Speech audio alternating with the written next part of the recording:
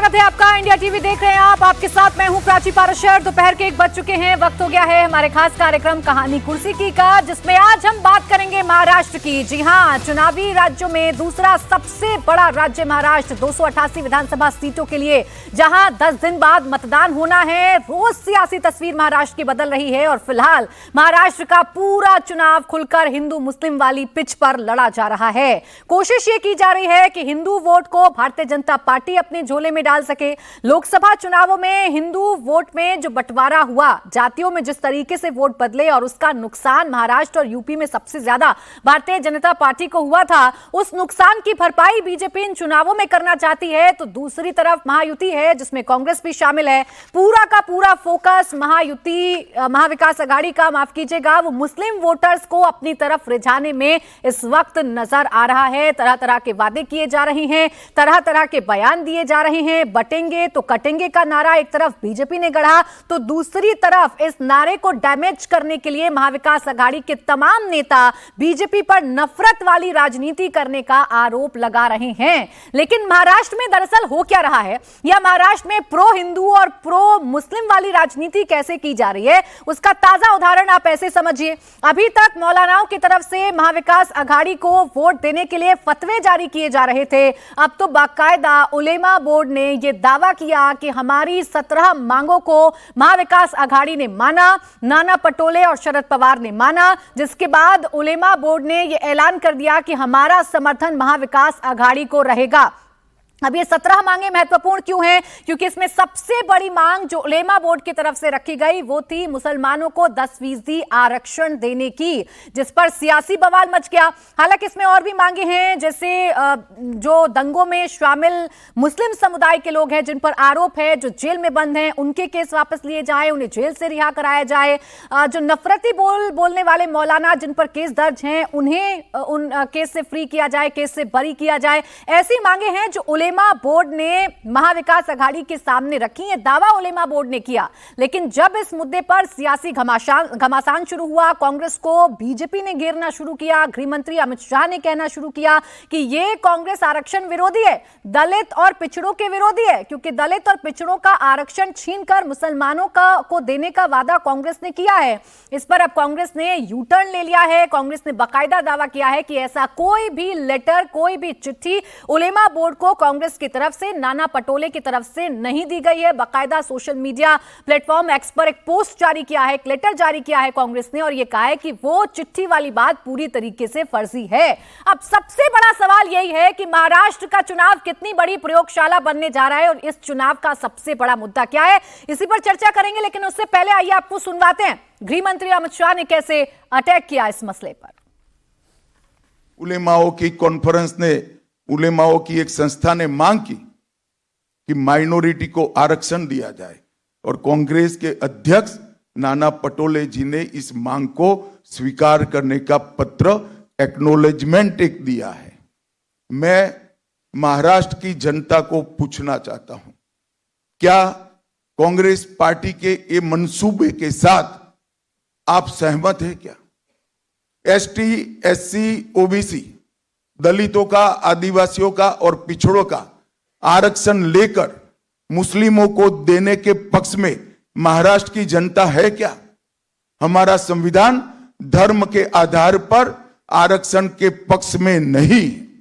हमारे संविधान में किसी भी प्रकार का आरक्षण धर्म के आधार पर नहीं हो, और ये कांग्रेस ने सत्ता में आने से पहले ही वादा कर दिया है।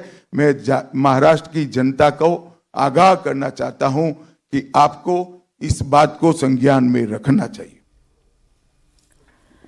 तो गृह मंत्री ये कह रहे हैं कि जो कांग्रेस संविधान की बात करती है, जो कांग्रेस पूरे लोकसभा चुनाव में आरक्षण की दुहाई देती रही, संविधान में खतरा है ऐसी बात कहती रही, वही कांग्रेस अब इस संविधान के तर जाकर धर्म के आधार पर मुसलमानों को आरक्षण देना चाहती है। हालांकि कांग्रेस ने साफ कर दिया है कि उनकी तरफ से कोई भी ऐसी चिट्ठी उलेमा बोर्ड को नहीं दी गई है। इसी पर करते हैं चर्चा। हमारे साथ खास मेहमान हैं, आरती टिक्कू जी हमारे साथ हैं, विजय त्रिवेदी जी हमारे साथ हैं, अवधेश कुमार जी हमारे साथ हैं और समीर चौगांवकर जी हमारे साथ हैं। आप सभी का बहुत बहुत स्वागत है। अब देखिए, चुनाव का नतीजा 23 नवंबर को आएगा, लेकिन उससे पहले किसके पाले में कितनी वोट है इसकी जुगाड़ लगाने की कोशिश की जा रही है। और विजय जी, महाराष्ट्र के चुनाव को देखकर जो सबसे पहला सवाल मेरे जहन में आता है वो यही कि चुनाव हो किस आधार पर रहा है? जाति के आधार पर, संविधान के आधार पर, धर्म के आधार पर, 1-to-1 फाइट के आधार पर, या दोनों गठबंधनों की भिड़ंत के आधार पर? एक चीज मैं बता सकता हूं किसके आधार पर नहीं हो रहा, वो है मुद्दों के आधार पर। मुद्दों के आधार पर ये चुनाव नहीं हो रहा। जो सरकार अभी है वो अपना जो विकास का काम है या जो भी काम उन्होंने किया, जो उनके इश्यूज हैं उन पर वो चुनाव नहीं लड़ रही। और जो दूसरा महाविकास अघाड़ी गठबंधन है उसके पास भी कोई इश्यूज नहीं है कि इस सरकार के खिलाफ क्या किया जाए। बाकी सारे चीज़ों पर ये चुनाव लड़ा जा रहा है। हिंदू मुस्लिम पर लड़ा जा रहा है, जाति पर लड़ा जा रहा है, आरक्षण पर लड़ा जा रहा है, फ्री बीच पर लड़ा जा रहा है, हर सीट पर लड़ा जा रहा है। एक पार्टी के अंदर लड़ा जा रहा है, एक गठबंधन के अंदर लड़ा जा रहा है। तो तमाम जो तरीके हो, और उसके बाद जो जुबान है, जुबानी लड़ाई जो है, जिसे कहना चाहिए जुबान संभाल के जो हम लोग कहते हैं, उससे बिल्कुल उलट ये चुनाव हो रहा है। जितनी लिमिट हम तोड़ सकते हैं वो सारी सीमाएं इस चुनाव में तोड़ी गई हैं। और फ्री बीच के लिए एक दिन कांग्रेस के अध्यक्ष, राष्ट्रीय अध्यक्ष खड़गे साहब ने पार्टी को चेताया था कि भाई ऐसा मत करिए, जो कर नहीं सकते उसका ध्यान रखिए। उसके तुरंत बाद उन्होंने अपनी धड़ाधड़ खटाखट गारंटी दे दी है। फिर प्रधानमंत्री जी बार बार फिस्कल उसको मैनेजमेंट की बात करते हैं, FRBM की बात करते हैं।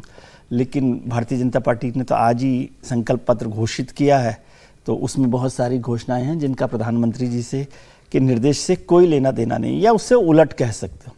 दूसरी एक और इंटरेस्टिंग बात हुई है कि दो गठबंधन चुनाव लड़ रहे हैं, लेकिन उस गठबंधन में भी हर पार्टी अपना घोषणा पत्र अलग से भी जारी कर रही है। आज अभी महायुति ने अपनी गारंटी जारी की थी, उसके बाद आज भारतीय जनता पार्टी ने घोषित कर दिए। तो इसलिए इतना कॉम्प्लेक्स चुनाव है, जिसे हम कहते हैं कि ये ऐसा चुनाव होगा जिसमें हर सीट पर, यानी 288 सीटों पर चुनाव हो रहा है। हर सीट को आपको अलग से देखना पड़ेगा, कहाँ पर जाति का है, कहाँ पर धर्म का है, कहाँ पर फ्री बीच का है, कहाँ आरक्षण का है, कहाँ गठबंधन का है, कहाँ विचारधारा का है। और विचारधाराओं का तो इतना कॉम्प्लेक्स हो गया कि रायता फैलना तो बहुत ही आसान, छोटा शब्द लगता है। देखकर ही समझ नहीं आ रहा कौन किसके साथ है, किसकी क्या लाइन है। वीर सावरकर को गाली देने वाली पार्टी वीर सावरकर का झंडा लेकर चलने वालों के साथ है। और इस बात का जिक्र कर भी रहे थे। और जो मुसलमानों के खिलाफ दिन रात भजन गाती हो, वो मुसलमानों को 10% आरक्षण देने वाले के साथ है। तो इसलिए इतना कॉम्प्लेक्स, इतना इंटरेस्टिंग, इतना कॉम्प्लिकेटेड इलेक्शन है जिसको आपको हर सीट पर नजर रखनी पड़ेगी। देखिए, आप ये कह सकते हैं कि दो बड़े, सबसे बड़े गठबंधन अगर कहीं पर फाइट कर रहे हैं तो वो महाराष्ट्र में फाइट कर रहे हैं। एक गठबंधन है जिसमें मोदी और शाह के साथ शिंदे हैं, जिनके साथ अजीत पवार हैं, तो दूसरी तरफ महाविकास अघाड़ी है जिसमें कांग्रेस है। उद्धव ठाकरे जब इसमें जुड़ जाते हैं तो पूरी तरीके से हमला बोला जाता है कि इस पार्टी ने अपनी विचारधारा से कॉम्प्रोमाइज कर लिया।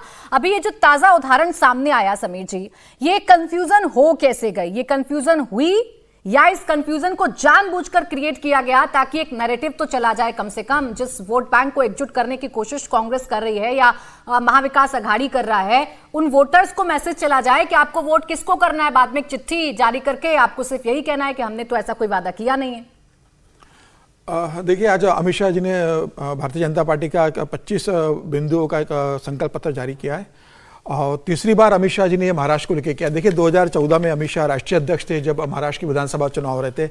उस 2014 के चुनाव में भारतीय जनता पार्टी और शिवसेना का गठबंधन नहीं हुआ था। उस समय भारतीय जनता पार्टी का अलग संकल्प पत्र आया था। 2019 में भी अमित शाह, देवेंद्र फडणवीस ने घोषणा पत्र जारी किया था। उस समय देवेंद्र फडणवीस मुख्यमंत्री थे और आज फिर अमित शाह और देवेंद्र फडणवीस रहे घोषणा पत्र जारी करने में। तो तीनों बार जो घोषणा पत्र रहा है भारतीय जनता पार्टी का, वो अमित शाह जी ने जारी किया था। देखिए, आज अमित शाह जी ने जो मुख्य बात बोली है उसमें उन्होंने उसी बात का जिक्र करा है कि किस तरीके से कांग्रेस 10% जो संविधान के अंदर नहीं है मुसलमानों को आरक्षण देने का, उसका वादा कर रही है। और उन्होंने नाना पटोले के पत्र का जिक्र किया। हालांकि कहा जा रहा है कि वो फर्जी पत्र है, कांग्रेस कह रही है कि वो पत्र जारी नहीं हुआ है। नाना पटोले ने भी इसका खंडन किया है कि मैंने पत्र नहीं लिखा है। और निश्चित रूप से कांग्रेस भी इस तरह का पत्र नहीं लिखेगी। अगर इस तरह का कोई कमिटमेंट दिया जाता है तो वर्बल बंद कमरे में दिया जाता है, आधिकारिक रूप से चिट्ठी लिखकर नहीं दिया जा सकता। हाँ, मुस्लिम समुदाय जरूर अपनी मांगों को लिखित में पार्टी को देता है। उन्होंने कांग्रेस को दिया, उन्होंने उद्धव ठाकरे से बात की होगी। ऐसा कहा जाता है कि कांग्रेस ने बंद कमरे में इस बात पर सहमति जताई है कि आपकी जो मांगे उस पर हम विचार करेंगे और जितनी संभव होंगी उसके अंदर मांगे हम पूरी करने की कोशिश करेंगे। उसमें सबसे बड़ी मांग जो मुस्लिम समुदाय की थी वो 10% आरक्षण की थी और 1000 करोड़ रुपए का एक बिल बनाने का था। इसके लिए अलावा उन्होंने कहा था कि नीतीश राणे को आते ही जेल में डालना, रामगिरी महाराज को जेल में डालना और बाकी जो अपराध के आरोपी में जो जेल में उन्हें छुड़वाने की मांग रहेगी। तो देखिए अब भारतीय जनता पार्टी जो लेकर चल रही है नैरेटिव महाराष्ट्र के चुनाव में, जो योगी आदित्यनाथ ने कहा था बटेंगे तो कटेंगे, एक वो बड़ा नैरेटिव है कि साथ रहेंगे तो सेव रहेंगे। इसका प्रधानमंत्री मोदी जिक्र कर चुके हैं, अमित शाह उसका जिक्र कर रहे और भारतीय जनता पार्टी का संगठन उसे लगातार जिक्र कर रहा है कि 2024 के लोकसभा चुनाव में जो नुकसान हुआ था उसका विधानसभा चुनाव में नुकसान न हो।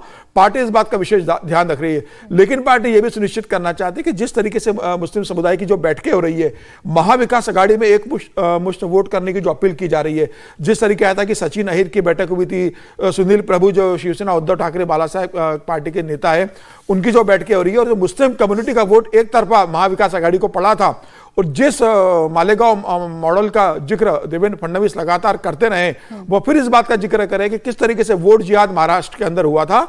विधानसभा चुनाव में भी मुस्लिम उसी तरीके से वोट जिहाद करने जा रहा है। तो अगर मुस्लिम समुदाय एक तरफा एमवीए को वोट कर सकता है, महाविकास अघाड़ी को कर सकता है, तो क्यों ना उसके खिलाफ एक हिंदू का बड़ा वोटर तैयार किया जाए जिसमें जाति के आधार पर वोट ना बटे, सारी जातियां हिंदुत्व के नाम पर वोट करें।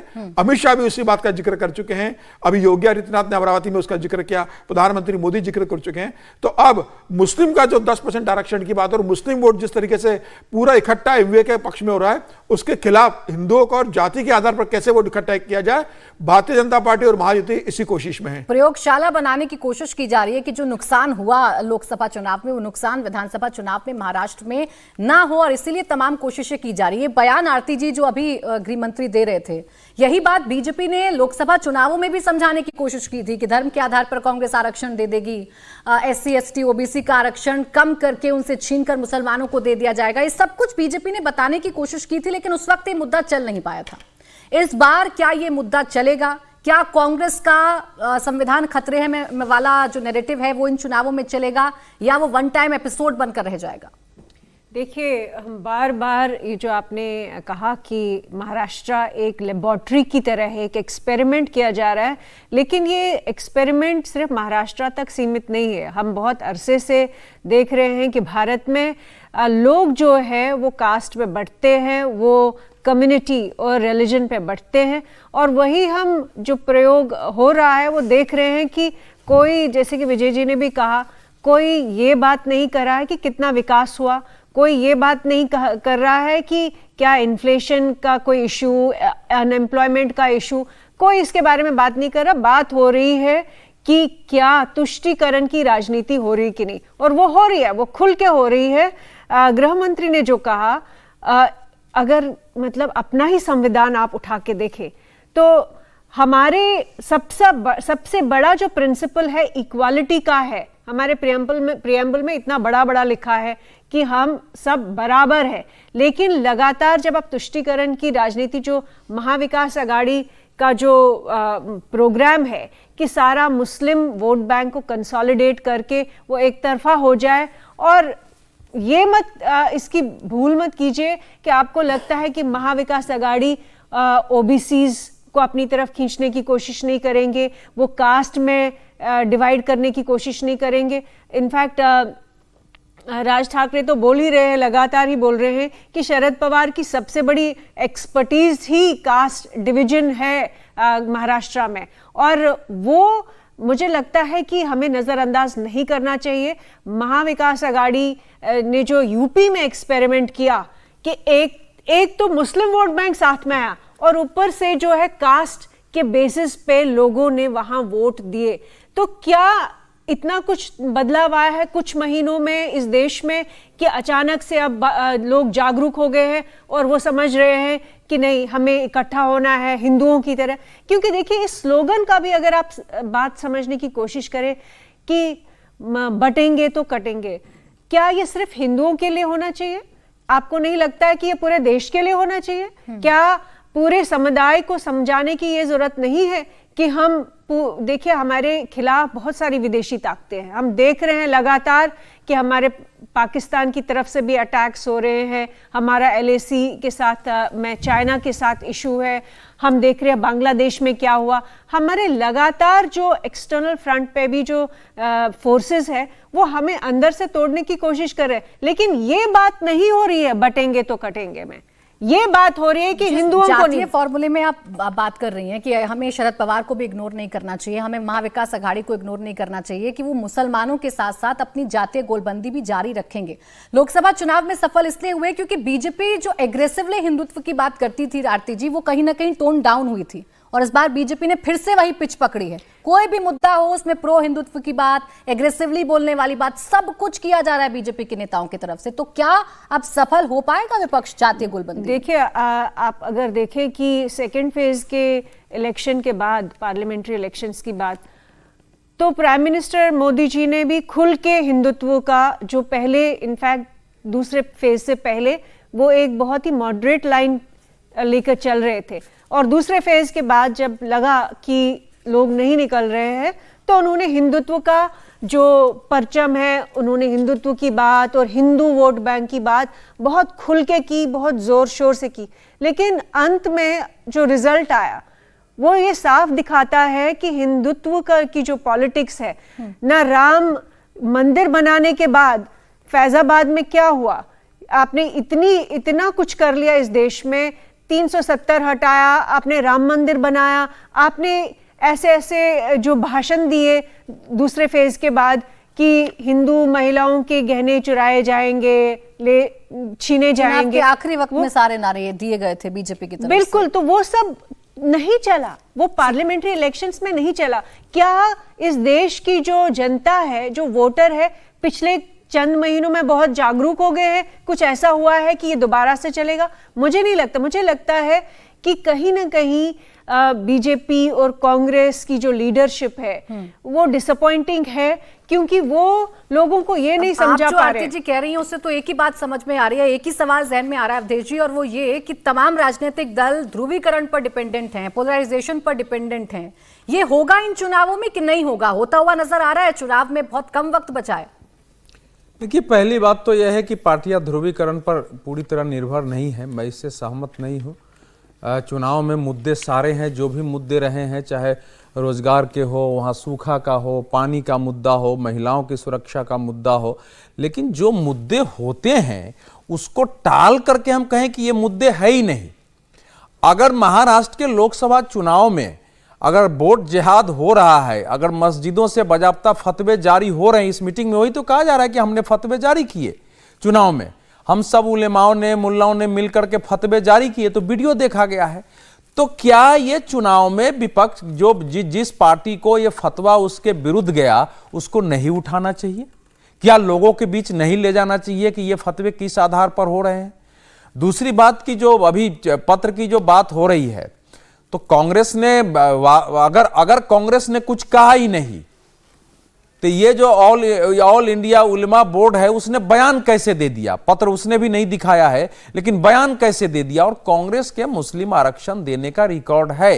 कांग्रेस पार्टी ने इस देश में कोई आरक्षण नहीं दिया एक्सेप्ट जो संविधान में शेड्यूल कास्ट शेड्यूल ट्राइब्स के लिए था। उसने अगर कहीं कोई प्रपोजल लाया अपने राज्यों में और वायदे किए तो केवल मुस्लिम आरक्षण का किया। अब जाके राहुल गांधी कह रहे हैं कि हम जाति जनगणना कराएंगे, जितनी संख्या उसके अनुपात में देंगे। हालांकि सच यही है कि अनुसूचित जाति यानी दलितों को, जो जातियां हैं अनुसूचित जनजाति के, जितने आबादी है उसके अनुसार उनको आरक्षण मिल रहा है। इसमें केवल पिछड़ों की बात होती है। तो ये मुद्दे वहां हैं। और जहां तक चलने न चलने का सवाल है तो कई बार समय बताएगा। देश में अगर नहीं चलता तो भाजपा को 240 सीटें नहीं आती। महाराष्ट्र में यह बात है कि उस रूप में नहीं चला है। हालांकि दोनों पक्षों को देखिए तो वोट परसेंटेज में ज्यादा अंतर नहीं है, लेकिन अगर कोई एक दो वोट पोलराइज हो जाए, अगर दलितों के बीच ये भाव चला गया, अनुसूचित जाति के बीच, जनजातियों के बीच कि तुम्हारा तुम अंबेडकर साहब का दिया हुआ संविधान खत्म हो जाएगा, आरक्षण खत्म हो जाएगा, और बीजेपी उसका खंडन नहीं कर सकी, तो वो उसके विरुद्ध गया है। देखिए, इस चुनाव को मुस्लिम संगठनों ने कंप्लीट एक मुस्लिम डोमिनेटेड चुनाव बनाने की कोशिश की। INDIA या महाविकास अघाड़ी ने उसके विरुद्ध खड़ा न होकर मुसलमानों का समर्थन करना एक पक्ष होता है, लेकिन फंडामेंटलिज्म के कट्टरवाद का विरोध न करना दूसरी बात होती है। तो उसका कहना है कि भाई आप फतवे मत जारी करो, मुसलमानों को हमारे लिए वोट देने को कहो, इसके लिए मस्जिदों का इस्तेमाल नहीं होना चाहिए, ये तो बयान आया नहीं है। तो जब आप धूले का चुनाव परिणाम 3000 से बीजेपी 3000 से हार गई थी, चारों तरफ से जीत के आए थे, और वो वोट जिहाद का मामला था, मालेगांव में एक जो है 1 लाख के आसपास वोट पड़ा, वो हार गए थे। तो कुछ फैक्चुअल सिचुएशन रही है। अब इस देश में अगर इस देश के कट्टरपंथी मुस्लिम, मैं सभी मुसलमानों को नहीं कर रहा हूं, ने एक वातावरण बना दिया है कि भाजपा को वोट देना हमारे दीन और इस्लाम के विरुद्ध है, और जो देगा वो इस्लाम विरोधी माना जाएगा, तो इसके खंडन के लिए क्या पार्टी चुप रहेगी, आवाज उठाएगी? तो वो पार्टी तो आवाज उठा रही है। और जहां तक कटो सभी के लिए है कि सभी मिलकर एक रहो, लेकिन यह तो नहीं हो सकता है कि एक पार्टी को जानबूझकर इस्लाम विरोधी बनाने का एक मुहिम चलाया जाए, देश में अलग अलग तरीकों से उसकी आवाज उठे, देश में सिरतन से जुदा के नारे लगे, उसके विरुद्ध में कोई विपक्ष का नेता खड़ा नहीं हो, तो इसके तो एक वातावरण बनता है, उस वातावरण में चीजें आती है। लेकिन मुद्दे सारे हैं, वहां बेरोजगारी के भी मुद्दे हैं, हर मुद्दे वहां उठाए जा रहे हैं, भ्रष्टाचार के भी मुद्दे हैं, दोनों गठबंधनों की आइडियोलॉजी के भी मुद्दे हैं। मुद्दे कोई गए नहीं है। जो वोट देने जा रहा है उसके दिमाग में अपनी रोजी रोटी, अपना पेट, अपनी सुरक्षा, अपने बच्चों की शिक्षा, स्वास्थ्य सारे हैं। और पार्टियों ने भी, बीजेपी का शायद आप संकल्प पत्र पर अगर आगे करना हो, आज संकल्प पत्र देखेंगे, उस पर आगे चर्चा करेंगे। एक व्यापक विजन है उसमें। हाँ, उस पर चर्चा करेंगे, बताएंगे कि कैसे बड़ी से बड़ी घोषणाएं की गई हैं, कैसे जिस फ्रीबीज पॉलिटिक्स के खिलाफ बीजेपी रहती है, वो फ्रीबीज की भी झलक भारतीय जनता पार्टी के संकल्प पत्र में नजर आ रही है। लेकिन मैं समीर जी ये समझना चाह रही हूं आपसे कि सिर्फ हिंदू मुसलमान के नैरेटिव से इस चुनाव को देखें, या जो प्लेयर्स अब जुड़ रहे हैं जिसके साथ, अगर शिंदे की बात करें तो शिंदे कितना उद्धव का वोट काट देंगे, या अजित पवार कितना शरद पवार को नुकसान पहुंचा देंगे, ये भी तो कहीं ना कहीं जीत का फैक्टर तय करेगा ना महायुति का।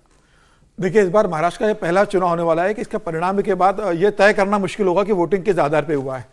अगर महायुति जीतती है तो क्या ये माना जाएगा कि बटेंगे तो कटेंगे का नैरेटिव चल गया, जाति का वोट नहीं हुआ? और अगर क्या महाविकास अघाड़ी जीत जाती है तो क्या ये माना जाएगा कि जो बटेंगे तो कटेंगे का जो नारा था वो नहीं चला, जाति में टूटा हुआ था? तो जो सरकार ने जो काम किया है, जो सरकार ने 2.5 साल काम किया एकनाथ शिंदे की सरकार ने, क्या उसके आधार पर वोट होने जा रहा है कि बटेंगे तो कटेंगे के आधार पर वोट पड़ेंगे? क्या मुस्लिम के वोटर्स के आधार पर वोट पड़ा जाएगा? तो इस बार चुनाव परिणाम आने के बाद यह तय करना बड़ा मुश्किल होगा कि जनता ने वोटिंग जो किया वो किस पैटर्न के आधार पर किया और किस तरह हुआ है। बाद में जब सर्वे होंगे तब तमाम तरह की चीजें निकल कर आएगी, तो उससे एक अंदाज लगेगा मोटा मोटा कि वोटिंग किस आधार पर और कौन सा फैक्टर ज्यादा महाराष्ट्र के चुनाव में चला है। देखिए, इस बार सभी गठबंधन के लिए एक बड़ी चुनौती है, और सबसे बड़ी बात इस बार इस तरीके से पहली बार हो रहा है कि जो लोग लगातार साथ में चुनाव लड़ते रहे, और देखिए 3 चुनाव अगर आप देखेंगे, 2014 का विधानसभा, 2019 का विधानसभा, दोनों विधानसभा अगर आप देखेंगे तो दोनों विधानसभा चुनाव के अंदर आप महायुति को बहुमत मिला था। 2014 में भी अगर आप देखेंगे तो भारतीय जनता पार्टी सबसे बड़ी बनकर आई थी, भले ही शिवसेना साथ में नहीं लड़ी, लेकिन बाद में शिवसेना ने उनके साथ सरकार बनाई। 2019 में भी भारतीय जनता पार्टी और शिवसेना गठबंधन को सबसे ज्यादा सीटें मिली थी, भले ही शिवसेना उनके साथ सरकार बनाने नहीं आई।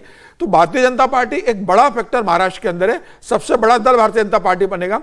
यह देखना बड़ा दिलचस्प हुआ कि एकनाथ शिंदे अपने दम पर वहां कितने सीटें लेके जाते हैं। हालांकि जो टिकट डिस्ट्रीब्यूशन हुआ है, सिर्फ बात करें समीर जी, करेक्ट करिएगा, पेन महाराष्ट्र तो बीजेपी अपने आप को पार्टी मानती नहीं है ना, उसको भी प्लेयर्स की जरूरत है, उसे भी कई रीजन्स में अभी अपनी जो मौजूदगी है वो दर्ज कराने की जरूरत नहीं। भारतीय जनता पार्टी पूरे महाराष्ट्र की पार्टी है, लेकिन ये बात सही है कि भारतीय जनता पार्टी अपने दम पर 288 सीटों पर चुनाव लड़कर पूर्ण बहुमत नहीं ला सकती। 2014 में जब प्रधानमंत्री मोदी का इतना मतलब प्रभाव था महाराष्ट्र के अंदर, देश की राजनीति में, उस समय भारतीय जनता पार्टी अकेले चुनाव लड़ी थी महाराष्ट्र में और 122 सीटों पर पहुंच गई थी।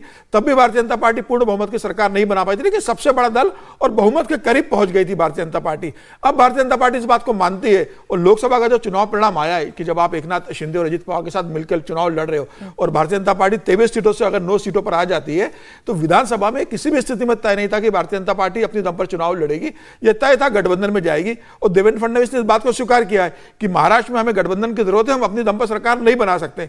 सबसे बड़ा दल भारतीय जनता पार्टी बनेगी। बाकी दलों को यह बेनिफिट है, एकनाथ शिंदे को और अजित पवार को, कि भारतीय जनता पार्टी के कारण उनकी नैया पार हो जाती है। वो कम भी सीट, उनके पास वोटर भी कम होगा तो भारतीय जनता पार्टी का जो कैडर है, संघ का जो कैडर है, भारतीय जनता पार्टी का जो वोट बैंक है, प्रधानमंत्री मोदी की जो अपील है, देवेंद्र फडणवीस और बाकी संगठन का काम है, उसके कारण जो दूसरे छोटे दल है उनको एक सपोर्ट मिलता है और भारतीय जनता पार्टी उन्हें भी किनारे पर लगा देती है। किसकी जरूरत है ये कह पाना बड़ा मुश्किल है। महाराष्ट्र के चुनाव में बीजेपी को देखें तो एकनाथ शिंदे और अजीत पवार उनकी जरूरत हो सकते हैं, तो अजीत पवार और शिंदे की जरूरत हो सकते हैं।